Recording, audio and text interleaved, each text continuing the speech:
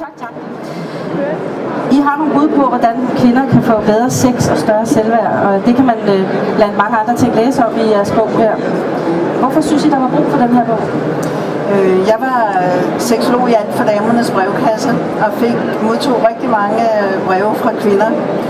Og der var en overvægt af breve fra kvinder, der havde tjek på deres liv, men de havde problemer med deres selvværd. De følte ikke, de slog til, og de var sådan generelt utilfredse, og også med sexlivet og med parforholdet. Det havde jeg hørt alt sammen i min konsultation. Så lavede jeg en artikel og skabte begrebet hjernepiger, og det er en kærlig betegnelse for kvinder, der er rigtig meget i deres hoved. Der fik jeg mange klienter, simpelthen kvinderne kendte sig selv.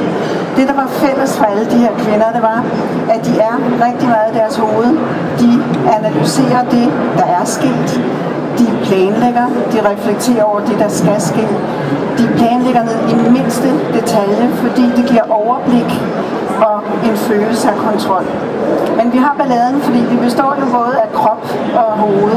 Så det, de har svært ved, er at være til stede i deres krop og ligesom få balance.